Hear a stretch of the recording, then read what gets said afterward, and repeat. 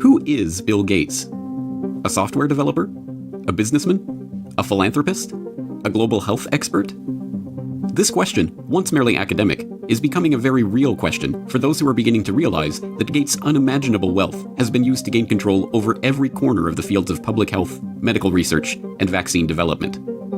And now that we are presented with the very problem that Gates has been talking about for years, we will soon find that this software developer with no medical training is going to leverage that wealth into control over the fates of billions of people. Because until we get almost everybody vaccinated globally, we still won't be fully back to normal. Bill Gates is no public health expert. He is not a doctor, an epidemiologist, or an infectious disease researcher. Yet somehow, he has become a central figure in the lives of billions of people, presuming to dictate the medical actions that will be required for the world to go back to normal. The transformation of Bill Gates from computer kingpin to global health czar is as remarkable as it is instructive, and it tells us a great deal about where we are heading as the world plunges into a crisis, the likes of which we have not seen before. This is the story of how Bill Gates monopolized global health. You're tuned into the Corbett Report.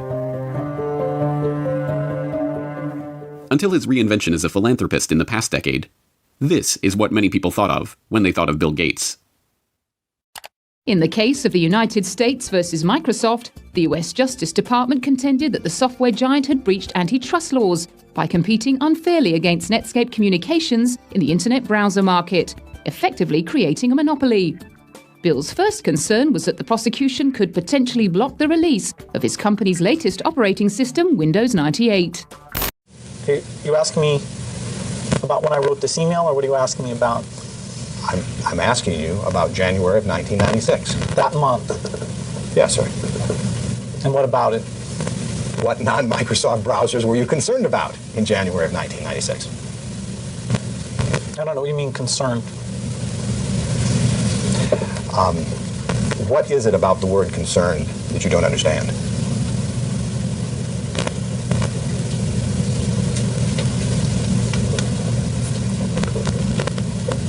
I'm not sure what you mean by it.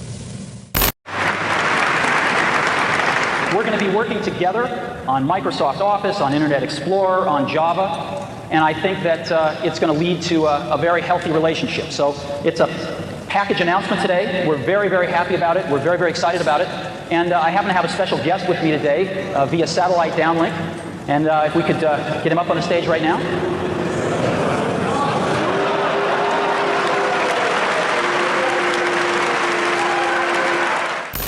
Police and security guards in Belgium were caught flat-footed today by a cowardly sneak attack on one of the world's wealthiest men. The target was Microsoft chairman Bill Gates, arriving for a meeting with community leaders. Watch what happens when a team of hitmen meet him first with a pie in the face.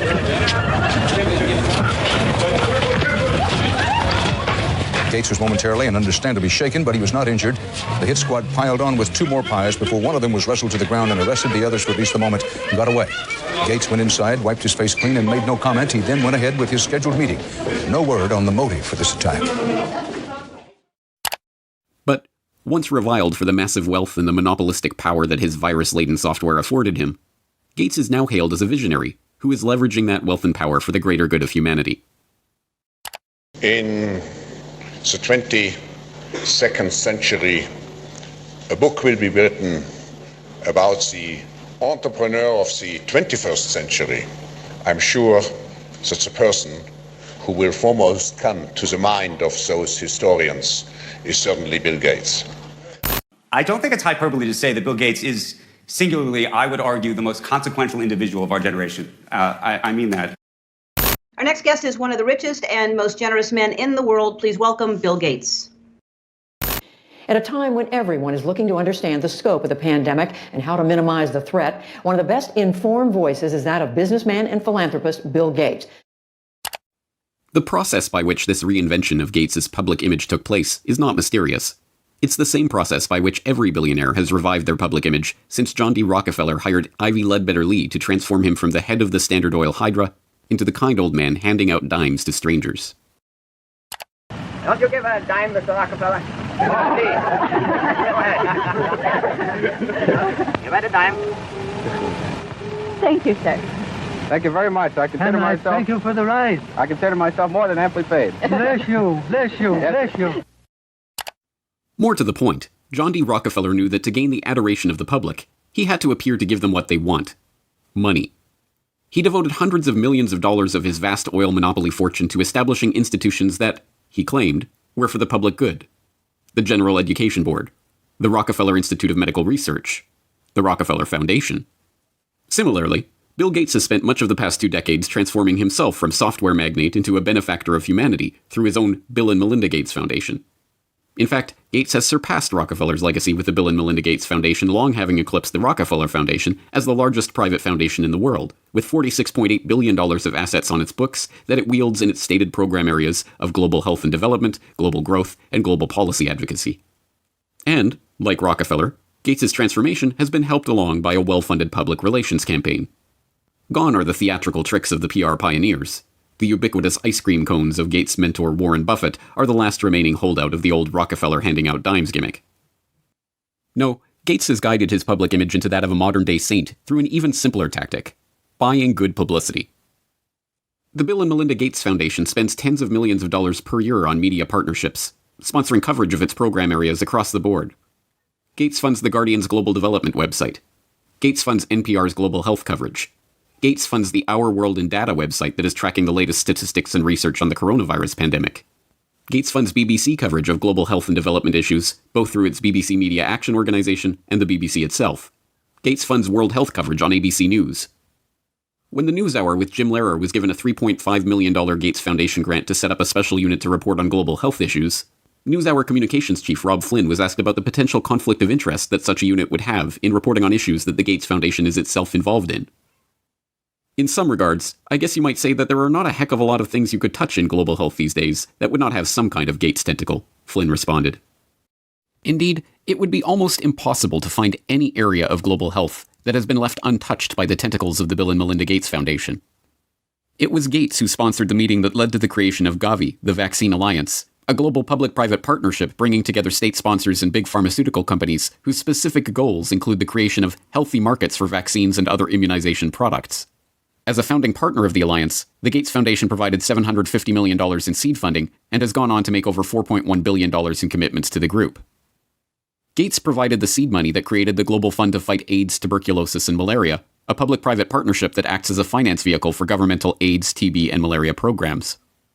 When a public-private partnership of governments, world health bodies, and 13 leading pharmaceutical companies came together in 2012 to accelerate progress toward eliminating or controlling 10 neglected tropical diseases, there was the Gates Foundation, with $363 million of support.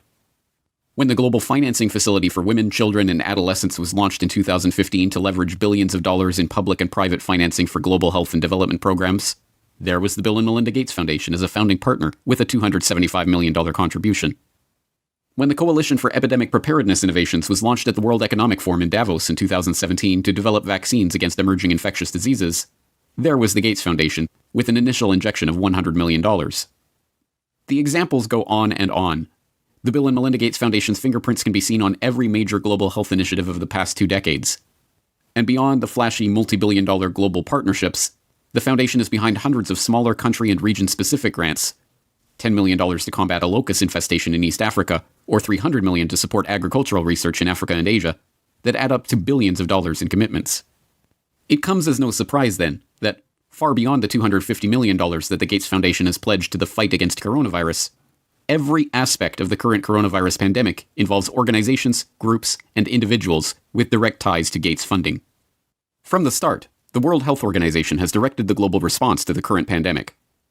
From its initial monitoring of the outbreak in Wuhan and its declaration in January that there was no evidence of human-to-human transmission, to its live media briefings and its technical guidance on country-level planning and other matters, the WHO has been the body setting the guidelines and recommendations shaping the global response to this outbreak. But even the World Health Organization itself is largely reliant on funds from the Bill and Melinda Gates Foundation. The WHO's most recent donor report shows that the Bill and Melinda Gates Foundation is the organization's second largest donor behind the United States government. The Gates Foundation single-handedly contributes more to the World Health Body than Australia, Canada, France, Germany, Russia, and the UK combined. What's more, current World Health Organization Director General Tedros Adhanom Ghebreyesus is in fact, like Bill Gates himself, not a medical doctor at all, but the controversial ex-Minister of Health of Ethiopia, who was accused of covering up 3 cholera outbreaks in the country during his tenure. Before joining the WHO, he served as chair of the Gates-founded Global Fund to fight AIDS, tuberculosis, and malaria, and sat on the board of the Gates-founded Gavi, the Vaccine Alliance, and the Gates-funded Stop TB Partnership. The current round of lockdowns and restrictive stay-home orders in Western countries were enacted on the back of alarming models predicting millions of deaths in the United States and hundreds of thousands in the UK. Imperial College in London released a COVID-19 report, and that's where most of our U.S. leaders are getting the information they're basing their decision-making on. The report runs us through a few different ways this could turn out depending on what our responses are. If we don't do anything to control this virus, over 80% of people in the U.S. would be infected over the course of the epidemic, with 2.2 million deaths from COVID-19. That 2.2 million deaths also doesn't account for the potential negative effects of health systems being overwhelmed. From this evening, I must give the British people a very simple instruction. You must stay at home. Enough is enough. Go home and stay home. A statewide order for people to stay at home. The work of 2 research groups was crucial in shaping the decisions of the UK and US governments to implement wide-ranging lockdowns, and, in turn, governments around the world. The first group, the Imperial College COVID-19 Research Team, issued a report on March 16th that predicted up to 500,000 deaths in the UK and 2.2 million deaths in the US unless strict government measures were put in place. The second group, the Institute for Health Metrics and Evaluation in Bill Gates' home state of Washington, helped provide data that corroborated the White House's initial estimates of the virus effects, estimates that have been repeatedly downgraded as the situation has progressed. Unsurprisingly, the Gates Foundation has injected substantial sums of money into both groups. This year alone, the Gates Foundation has already given $79 million to Imperial College, and in 2017, the foundation announced a $279 million investment into the IHME to expand its work collecting health data and creating models. Anthony Fauci, meanwhile, has become the face of the US government's coronavirus response, echoing Bill Gates' assertion that the country will not get back to normal until a good vaccine can be found to ensure the public's safety. If you want to get to pre-coronavirus, that might not ever happen in the sense of the fact that the threat is there. But I believe with the therapies that will be coming online and with the fact that I feel confident that over a period of time we will get a good vaccine, that we will never have to get back to where we are right back now.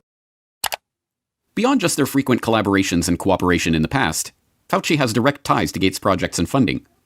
In 2010, he was appointed to the Leadership Council of the Gates-founded Decade of Vaccines project to implement a global vaccine action plan, a project to which Gates committed $10 billion of funding.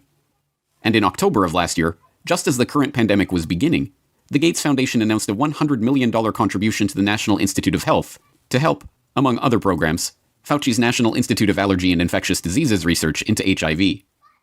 Also in October of last year, the Bill and Melinda Gates Foundation partnered with the World Economic Forum and the Johns Hopkins Center for Health Security to stage Event 201, a tabletop exercise gauging the economic and societal impact of a globally spreading coronavirus pandemic. It began in healthy-looking pigs, months, perhaps years ago. A new coronavirus. The mission of the Pandemic Emergency Board is to provide recommendations to deal with the major global challenges arising in response to an unfolding pandemic. The board is comprised of highly experienced leaders from business, public health, and civil society. We're at the start of what's looking like it will be a severe pandemic. And there are problems emerging that can only be solved by global business and governments working together. Governments need to be willing to do things that are out of their historical perspective, or for the most part, it's really a war footing that we need to be on. Given the incredible reach that the tentacles of the Bill and Melinda Gates Foundation have into every corner of the global health markets, it should not be surprising that the foundation has been intimately involved with every stage of the current pandemic crisis either. In effect, Gates has merely used the wealth from his domination of the software market to leverage himself into a similar position in the world of global health. The whole process has been cloaked in the mantle of selfless philanthropy, but the foundation is not structured as a charitable endeavor. Instead, it maintains a dual structure. The Bill and Melinda Gates Foundation distributes money to grantees, but a separate entity, the Bill and Melinda Gates Foundation Trust, manages the endowment assets. These two entities often have overlapping interests, and, as has been noted many times in the past, grants given by the foundation often directly benefit the value of the trust's assets. One of my favorite parts about my job at the Gates Foundation is that I get to travel to the developing world, and I do that quite regularly. My first trip in India, I was in a person's home where they had dirt floors, no running water, no electricity, And that's really what I see all over the world. So in short, I'm startled by all the things that they don't have. But I am surprised by one thing that they do have: Coca-Cola. Coke is everywhere. In fact, when I travel in the developing world, Coke feels ubiquitous. And so when I come back from these trips and I'm thinking about development and I'm flying home and I'm thinking, well, we're trying to deliver condoms to people or vaccinations, Coke's success kind of stops and makes you wonder, how is it that they can get Coke to these far-flung places? And if they can do that, why can't governments and NGOs do the same thing? And the charity of Microsoft founder Bill Gates and his wife Melinda is under criticism following the disclosure. It substantially increased its holdings in the agribusiness giant Monsanto to over $23 million. Critics say the investment in Monsanto contradicts the Bill and Melinda Gates Foundation's stated commitment to helping farmers and sustainable development in Africa. The study from the pressure group Global Justice Now paints a picture of the Gates Foundation, partly as an expression of corporate America's desire to profit from Africa, and partly a damning critique of its effects. You could have a case where the initial research is done by a Gates-funded institution. The media reporting on how well that research is conducted is done. The media outlet is a Gates-funded outlet, and maybe a Gates-funded journalist from a media programme, and then the programme is implemented more widely by a Gates-funded NGO. I mean, there are some very insular circles here. Among the many criticisms, the idea that private finance can solve the problems of the developing world. Should poor farmers be trapped into debt by having to use chemicals or fertilizers underwritten by offshoots of the foundation? This is no mere theoretical conflict of interest. Gates is held up as a hero for donating $35.8 billion worth of his Microsoft stock to the foundation. But during the course of his decade of vaccines, Gates' net worth has actually doubled, from $54 billion to $103.1 billion. The Rockefeller story provides an instructive template for this vision of tycoon turned philanthropist. When Rockefeller faced a public backlash, he helped spearhead the creation of a system of private foundations that connected in with his business interests. Leveraging his unprecedented oil monopoly fortune into unprecedented control over wide swaths of public life, Rockefeller was able to kill two birds with one stone, molding society in his family's own interests, even as he became a beloved figure in the public imagination. Similarly, Bill Gates has leveraged his software empire into a global health, development, and education empire, steering the course of investment and research and ensuring healthy markets for vaccines and other immunization products. And, like Rockefeller, Gates has been transformed from the feared and reviled head of a formidable hydra into a kindly old man, generously giving his wealth back to the public. But not everyone has been taken in by this PR trick. Even The Lancet observed this worrying transformation from software monopolist to health monopolist back in 2009, when the extent of this Gates-led monopoly was becoming apparent to all. The first guiding principle of the Bill and Melinda Gates Foundation is that it is driven by the interests and passions of the Gates family. An annual letter from Bill Gates summarizes those passions, referring to newspaper articles, books, and chance events that have shaped the Foundation's strategy. For such a large and influential investor in global health, is such a whimsical governance principle good enough? This brings us back to the question: who is Bill Gates? What are his driving interests? What motivates his decisions? These are not academic questions. Gates' decisions have controlled the flows of billions of dollars, formed international partnerships pursuing wide-ranging agendas, ensured the creation of healthy markets for big pharma vaccine manufacturers. And now, as we are seeing, his decisions are shaping the entire global response to the coronavirus pandemic. Next week, we will further explore Gates' vaccination initiatives, the business interests behind them, and the larger agenda that is beginning to take shape as we enter the new normal of the COVID-19 crisis.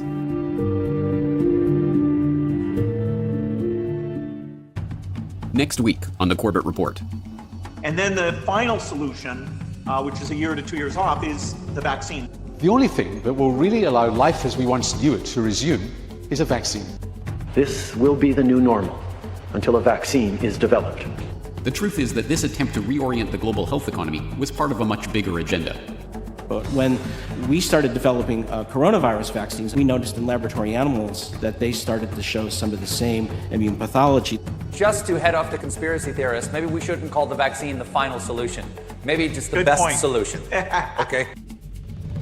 Bill Gates' plan to vaccinate the world.